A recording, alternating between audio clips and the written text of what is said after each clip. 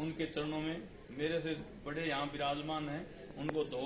हम समरोवासियों को जय माता दी। आज हम आप लोग के बीच में हैं। श्री राष्ट्रीय राजपूत करणी सेना का स्थापना दिवस 3 मार्च को जयपुर में धूमधाम से मनाया जा रहा है, तो उसमें आप लोग सब आमंत्रित हैं। आज जो हमारे राजपूत समाज की स्थिति है वो किसी से भी छुपी हुई नहीं है। हम कहां थे, कहां आ गए और कहां जा रहे हैं, इस पर चिंतन और मंथन करने की जरूरत है। आज कोई भी राजनीतिक दल हो, जिस किसी को वोट लेने हो, राजपूत को गाली दो और वोट ले लो।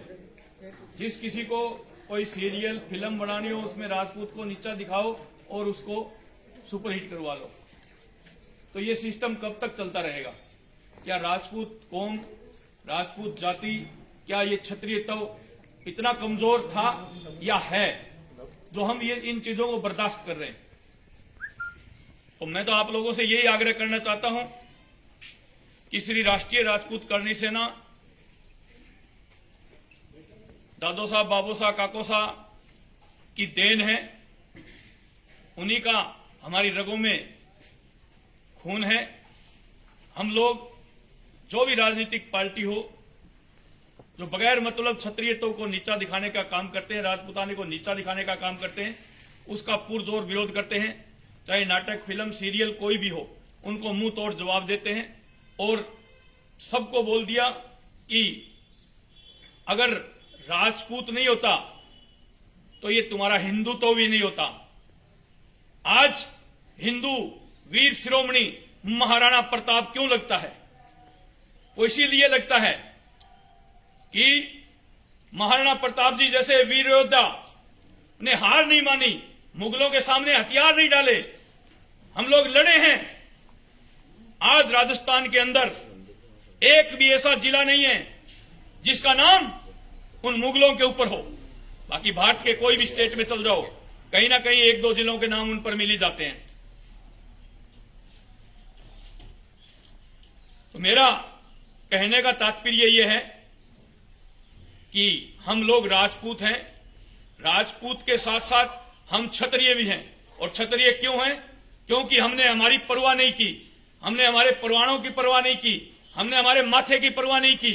हमने गाय को बचाने के लिए, गरीब को बचाने के लिए, सर्व समाज की बहन बेटियों को बचाने के लिए हमारे पूर्वजों ने हजारों गर्दनें कटवाई है और लाखों गाजर मूली की तरह काटी है। इसलिए हम क्षत्रिय कहलाते हैं। हम सबको साथ लेकर के चलने में विश्वास रखते हैं। तो मेरे नौजवान साथियों, जो हमें फिल्मों के जरिए, सीरियलों के जरिए बदनाम किया जाता है और फिल्मों में दिखाया जाता है कि ठाकुर साहब, SC/ST के गरीब लोगों को मंदिर में प्रवेश नहीं करने दिया जाता, मैं खुले मंच से, पूरे भारत से, पूरे वर्ल्ड से सवाल करता हूं कि ये फिल्मों में दिखाए हुए सीन हैं SC/ST के। अगर ठाकुर SC/ST के लोगों को मंदिरों में नहीं बढ़ने देते तो गोगा जी चौहान, जो लोक देवता हैं, उनके साथ भज्जू मेघवाल की पूजा नहीं होती। अगर ठाकुर SC/ST के लोगों को मंदिरों में नहीं बढ़ने देते तो रामदेवरा में राम सफीर बाबा के साथ डाली बाई की पूजा नहीं होती। अगर ठाकुर ऐसी ऊंच नीच चाहते तो मीराबाई गुरु रविदास को नहीं बनाती। अगर ठाकुर ऊंच नीच चाहते, ऊंच नीच करते तो वीर शिरोमणि महाराणा प्रताप सिंह भीलों के अंदर नहीं सोते और उनका बनाया हुआ हाथ का खाना नहीं खाते।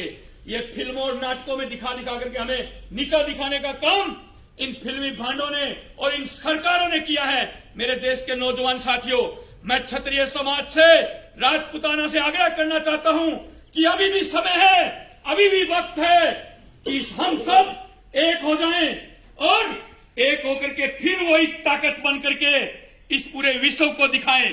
और ये विश्व गुरु अगर भारत बनेगा तो उसमें क्षत्रियों का, हिंदुत्व का बहुत बड़ा योगदान होना चाहिए। मेरे देश के नौजवान साथियों, अगर क्षत्रिय और राजपूत आगे नहीं आए तो भारत कभी विश्व गुरु नहीं बन सकता। ये राजनीतिक पार्टियां वोट बैंक के लिए पता नहीं कब कौन सा अध्यादेश ले आए, पता नहीं कब कौन सा व्हीप जारी कर दें। ये सांसद विधायक जिनको हम चुन चुन करके भेजते हैं, एक बार व्हीप जारी हो गया किसी भी पार्टी का, तो चाहे वो राजपूतों के खिलाफ कानून बन रहा हो, चाहे हिंदुओं के खिलाफ कानून बन रहा हो, चाहे देश के खिलाफ कानून बन रहा हो, सब लोग साइन कर देते हैं व्हीप जारी होते ही। ऐसी लोकतंत्र का क्या फायदा? अरे क्या फायदा लोकतंत्र का? क्या फायदा इन सरकारों का? और क्या फायदा जिन्होंने 565 रियासतें इस देश को दान में दी? छतरियों ने 565 रियासतें इनको दान में दी। और किस लिए दी? इसलिए कि हम सब भारतवासी एक हैं, सब सम्मान हैं, बराबर हैं। पर यहां क्या हो रहा है? किस चीज का लोकतंत्र है? हर स्टेट में अलग कानून, अलग कायदे, अलग नियम। पंजाब के अलग, हरियाणा के अलग, राजस्थान के अलग, मध्य प्रदेश के अलग, गुजरात के अलग, कर्नाटक के अलग। फिर कैसा एक भारत? तो मेरे के नौजवान साथियों, जब राजपूतों की रियासतें हुआ करती थी, छतरियों की रियासतें हुआ करती थी, तो थोड़ा बहुत माल थोड़ा बहुत लगता था, जो माल को आज टैक्स बोलते हैं। एक बार लिया करते थे वो। अरे आज की सरकारें, ये पेन जिस कंपनी ने बनाया ना, उसने इसकी कीमत तय की है कि हम इसको 100 रुपए में बेचेंगे। वहां इसकी जीएसटी लग गई, वहां टैक्स लग गया। उसके बाद थोक व्यापारी के पास आया, वहां इसकी जीएसटी लग गई, वहां इसका टैक्स लग गया। उसके बाद खुदरा व्यापारी के पास आया, वहां इसकी जीएसटी लग गई, टैक्स लग गया। और फिर उसके बाद हम ग्राहक बनकर के खरीदने के लिए जाते हैं, तो हमारे भी जीएसटी और टैक्स लग गया। 64% टैक्स ये जीएसटी और टैक्स के नाम पर सरकारें वसूल रही है, और हमें बेवकूफ बनाया जा रहा है।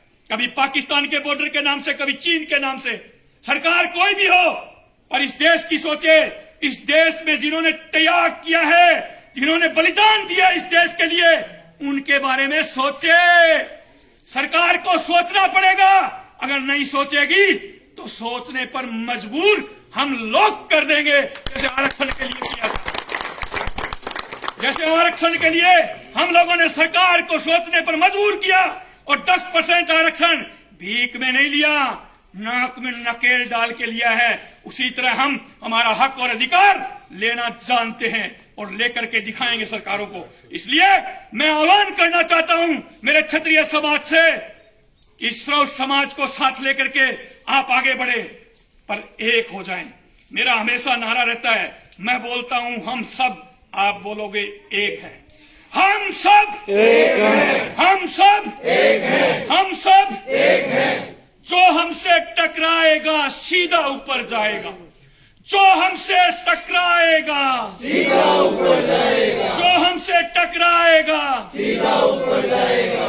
पत्थर को भी कर दे पानी, जय भवानी जय भवानी। पत्थर को भी कर दे पानी, जय भवानी जय भवानी। पत्थर को भी कर दे पानी, जय भवानी जय भवानी। आप सब लोगों ने मुझे ध्यानपूर्वक सुना, मान सम्मान दिया, स्वागत किया, उसके लिए मैं हमेशा आपका ऋणी रहूंगा। आपने जो राजपूताने की आन बान शान, राजस्थान की आन बान शान, जो साफा पगड़ी मुझे आज मेरे माथे पर आप लोगों ने विराजमान किया है, इसको कभी धूमिल नहीं होने दूंगा। ये मैं राजपूती खून होने के नाते आप लोगों को वचन देता हूं। और लास्ट में मैं जय जय राजपूताना एक बार बोलूंगा, आप 2 बार बोलना मेरे पीछे पीछे। जय जय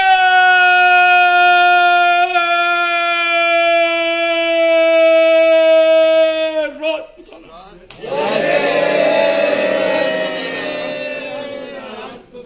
जय जय। दो हुक्म, जय माता दी की जय माता।